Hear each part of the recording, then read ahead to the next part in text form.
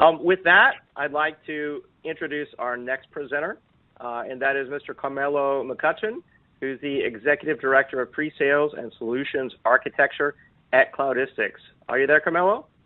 Yes, I am, and thank you for that great introduction, David. Awesome. Take it away. Thank you. So with that, I'm going to talk a little bit today about Cloudistics Ignite platform and kind of the expectations of a software-defined data center. I've sat here and I've talked to a lot of customers, and we've had a lot of internal discussions. And this has been a conversation that's been ongoing for many years in our industry. And there's a lot of things you look to get, right? The first thing being elastic scaling, really easy to use, predictable performance, control of your data, multi-tenancy, and then I want software-defined everything.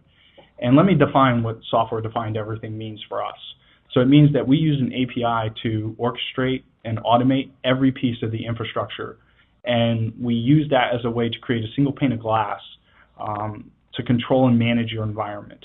I've heard this used a lot of different ways. And I just want to make sure that people understand the difference between software-defined and virtualized. Software-defined can be a capability that you use on non-virtualized assets and virtualized assets. And there's a distinction that I'm drawing now that I'll speak about as we move through our presentation. So with that, a lot of infrastructures today have switches, load balancers, firewalls, servers with hypervisors on them, bare metal servers, shared storage, some type of backup and dedupe capability, whether it's on primary storage with snapshots and inline dedupe, or it's a VTL like data domain or something like that on the back end. Most people are now starting to adopt all flash arrays or SSD arrays. Some of the higher profile applications actually have flash in the server, and they use software packages like Ion to do storage-based caching within the server, because sometimes the storage just isn't fast enough, or the storage has too much latency when it's deployed in a traditional architecture. So one of the things we looked at is how do we make that easier, and how do we make it simpler, and how do we give you independent scaling of every component you need as you deploy them. And one of the things that we focused on first was the network. And the reason why we did this is we truly believe convergence is the first step to a software-defined data center. But for us, convergence starts with the network. So we spent most of our time in the early stages of Cloudistics innovating and virtualizing the network. And that's our adaptive overlay network called AON. And what we did there is we did layer 3 virtualization without encapsulation in the switch, utilizing the ASIC of the switch. So you have wire speed networks like you did before it was a virtualized network, but with all the feature function of a virtualized network like microsegmentation, microservices, and things of that nature. After that, we moved forward to the compute platform, and we tightly coupled our compute blades with KVM and did a lot of integration work between AON and also our storage that I'll talk about in a second. So when you think about KVM, for us, that's the adaptive operating system, and we did a lot of work to make sure it was tightly coupled with AON, our network virtualization capability. That's so you can have microservices that extend all the way down to the hypervisor instead of just stopping at the network layer. The next thing we talked about was, should we pick one storage vendor and OEM it and integrate tightly to it, but still we didn't build it, right? We looked at that, and again, we kind of didn't choose that. What we ended up doing is we created an elastic block flash capability, which we call EBF, that is a 2U appliance that has 2 redundant controllers and up to 32 drives in it, and those drives are today 4 terabytes in capacity. You get 112 terabytes usable before inline dedupe within that appliance, and you also get 250,000 IOPS. And again, and I said this earlier when we started, a software-defined data center should have APIs for everything. So AON, AOS, and EBF all get orchestrated and automated via an API. And what is doing all that is our Ignite control portal, which is our single pane of glass that you use to manage the environment that is deployed in the cloud today. And it's a SaaS-based portal. And what I mean by SaaS-based is we use SaaS, or software as a service, as a methodology to deliver upgrades and updates to your environment. And it's also the one place you go moving forward once you get on Ignite to manage all of your physical infrastructure and your virtual infrastructure. And I'll talk about why that's important in a few minutes when we get into the demo. And this is one of our unique discriminators against a lot of our competitors. You know, we're single pane of glass, we're multi-tenant, we're multi-site. There's a lot of unique things in this package that I just hadn't seen before until I got here. So kind of moving on to that, I wanted to dive in a little bit deeper into each component of the stack. And please remember, for network, storage, and compute, we're tightly coupled to the hardware that we choose today. And for anybody that knows, we white label hardware from a dominant US-based, I call them OEM. And once you peel back the onion, you'll know more, and we can share that in a deeper dive. But I'm going to start with the network.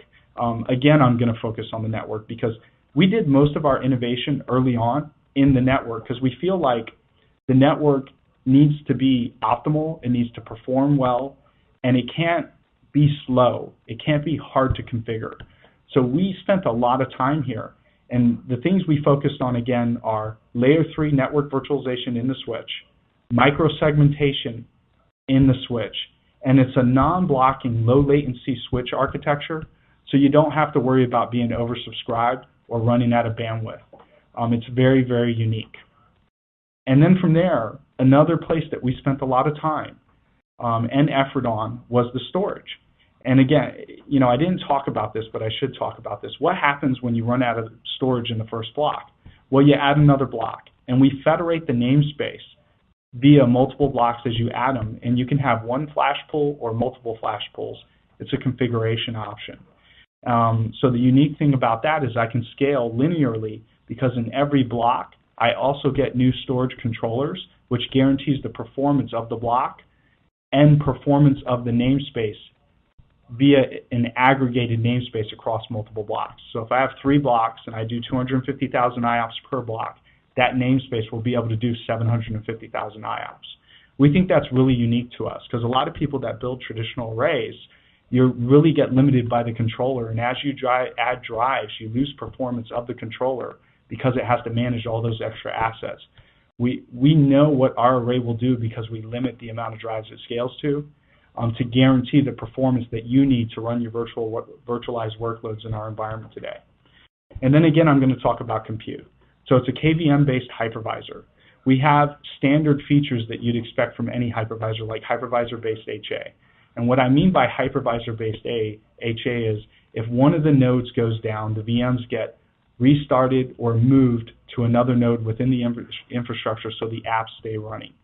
And then the third thing that we have, which is really unique to us, is we have Docker containers out of the box. So some of the things that we did that makes us unique with Docker that a lot of people are still struggling with is when I go from the cloud like Amazon to on-prem with Docker, and I'm used to using Docker's APIs in the cloud, and then I go on-prem, and I get storage from a traditional array, his API is not the same as the API I used in the cloud. So what we did from an integration standpoint is we made sure that if you wrote calls in your software to ask for more storage or more IPs or create new containers, it used the existing API that was deployed in Amazon by Docker, so you can move your containers without changing your code, which means transition from the cloud, on-prem, back to the cloud to another site is very easy and very portable because you don't have to rewrite your applications. And then the last thing, which is the glue of our solution, and really, you know, one of our discriminators, is our multi-site single pane of glass that we deliver automatic updates to you that also gives you the ability to have multi-tenancy. And what we mean by multi-tenancy is that I can create, you know, virtual data centers within the portal and give certain users access to certain VDCs. And then from there, they see their VDC and they do whatever they need to do and they don't see anybody else's VDC. We still have a physical admin that can see everything, and that's more of the God account, but you still come back to being able to manage multiple users or multiple programs, multiple applications, multiple sites within one pane of glass. So what do you get? What does this mean for you? So one of the things that we do is we're a single vendor, hardware and software tightly integrated together. We include network, storage, and compute Everything's virtualized and everything's software defined. And you can control and manage everything from a single centralized portal that lives in the cloud, which also means you never have to stand up a management stack and go through the integration of that stack into your environment again. When we give you infrastructure, it shows up on site. Once it's racked and powered, you turn the power on, and 15 minutes later, you're deploying virtual networks, you're deploying VMs, you're carving your virtual data centers up, and away you go. It's like nothing I've seen before. The second thing that you really get is less complexity. Again, a 15-minute install. Nobody can do this. We can do this. And this isn't just the storage, or it isn't just the hypervisor, or it isn't just the network. It is all three. And please remember that. It is all three. And we're going to show you that in a few minutes. And then the other thing that's really unique is you can deploy virtual networks in 3 clicks. The reason why I highlight this is because we're used to hearing the story. I can deploy a VM in 3 clicks. I can create a LUN in 3 clicks. But nobody has been able to make deploying a network something feasible in 3 clicks. Deploying networks is usually the hardest thing to do, and you have to work across multiple groups in your data center, the security group, the network team, the server team, the virtualization team. It's one of the hardest, most cross-functional activities in the enterprise today, and we simplified it, and we made it easy, and you can do it in 3 clicks, which is awesome, because the reality is that means I can deploy applications in 3 clicks as well and consume IPs from a virtual network and get my storage from an all-flash pool, which means I never have to worry about performance, and I get the flexibility and segmentation that I need from my virtual network. And then the last thing, and something we've really noticed, and I want to focus on the O&M side first. So in the environment where you have multiple groups and different, what I would call silos in the enterprise, when you get an Ignite platform, we've noticed you only need an Ignite administrator. And what we mean by that is the virtualization architect can now learn Ignite, and he can do the storage allocations. He can deploy virtual networks. He is empowered to do more, which means that you don't need as many resources in the future to manage your infrastructure, which drives down cost. And it's funny, everybody talks about acquisition costs. My box costs less than your box. When you really look at the TCO of what it takes to run an infrastructure, acquisition costs usually represents 5 to 10%, and everything else is O&M and maintenance. And we focus, number one, we are very cost effective in the marketplace, but number two, we spent a lot of time to make everything easy to use and simple to use. That's so you can reduce headcount around our infrastructure and focus those resources back on the business and optimize the things that are important for your customers instead of focusing on managing the infrastructure and troubleshooting and dealing with allocations and adding new hardware. And then lastly, because we have a very dense platform, in the first 6U, when you deploy our solution, you get 8 compute nodes and 112 terabytes and 2 fully redundant switches. And with that, we see people running anywhere from 400 VMs up to 1,000 VMs, depending on the VM profile. That means less power, less space, less cooling, which drives out 50% of the cost in the data center when you think about having multiple racks versus half a rack or a quarter rack. So we're also saving you money there. So we save you money on the O&M side. We save you money in the data center because we use less space and power. And then we make sure we're competitively priced in the marketplace so you always feel like you're getting an awesome solution at the right price when you need it. We can go to Q&A if you're ready, David. Yeah, absolutely. So, a lot of good questions coming in from the audience. One of the first questions is about, your network virtualization. I mean, a software-defined data center, everybody has software-defined compute with virtualization. Hyperconvergence offers a software-defined storage. And so, let's talk a little bit about network virtualization. I mean, how does it work? Is it encapsulating layer 2, layer 3? What's the deal, and what's the significance and benefits, to IT pros who are, either server admins or network admins? So one of the benefits that you'll see is that we don't do encapsulation. So that means for every real packet, we don't create 2 packets. We do it in layer 3 on the switch, which means we move normal traditional packets through your network that are routable by your existing network devices. So if you have existing routers or switches that you've deployed a layer 3 on, we're just another packet on the network. The other thing that we've done when you look at that is we've also done microservices in the switch. And what we mean by microservices is we offer firewalls that you can associate to virtual networks. So if I create a virtual network for SQL, I can also create a firewall profile that only lets the ports communicate on UDP or TCP that SQL needs. So that gives you that extra layer of segmentation from the network to the hypervisor, which is really, really unique. Did I answer your question, David?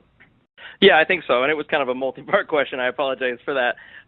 So these microservices, so we're talking about like firewall, DHCP, load balancers, those can be connected to a virtual machine, and then can you have like templates, and when you deploy new virtual machines, can those microservices follow the new VMs?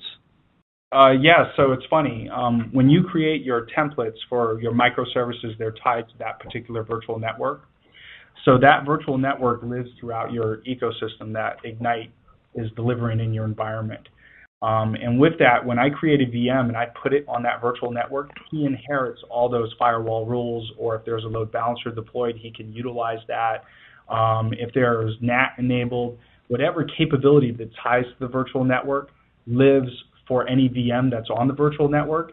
And whether that VM is on one hypervisor today or on another, as long as its resources tied to that migration zone in that virtual data center, he gets everything from that virtual network, to include the firewalls that you asked about earlier and anything else or any other microservice you deploy.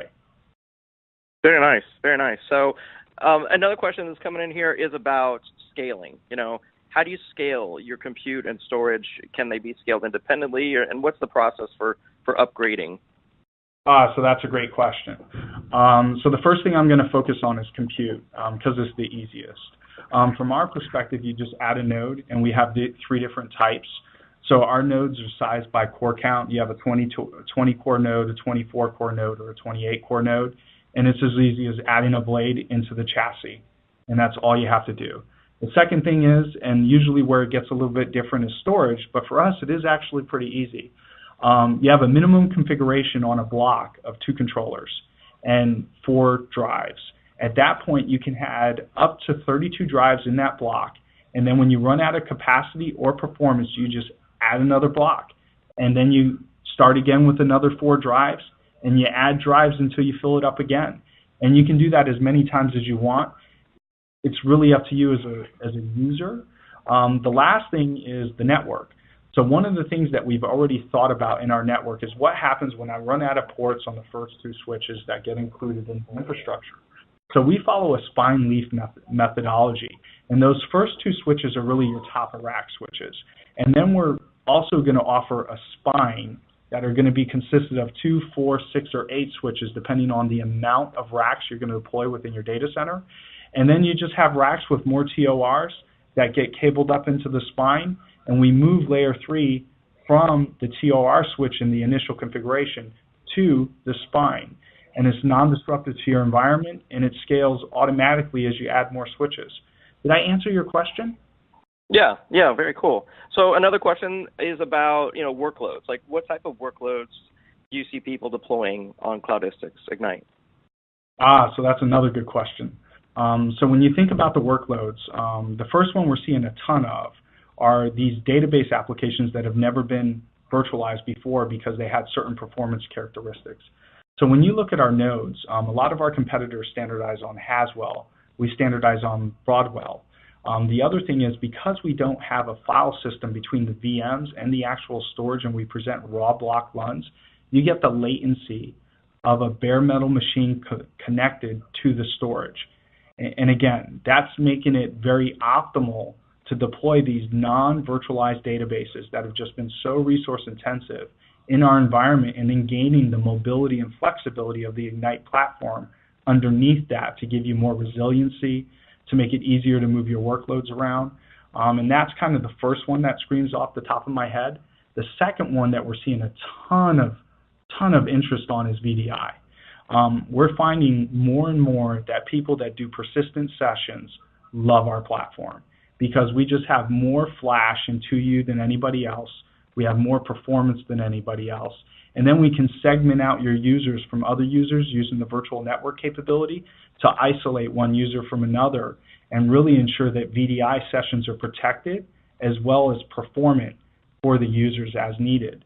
And then another thing that we're seeing, and it comes back to that Docker capability, we have a lot of people wanting to pull Docker containers out of the cloud because the cost of the cloud and moving traffic to and from the cloud is just, after a couple months, it costs more than the whole infrastructure.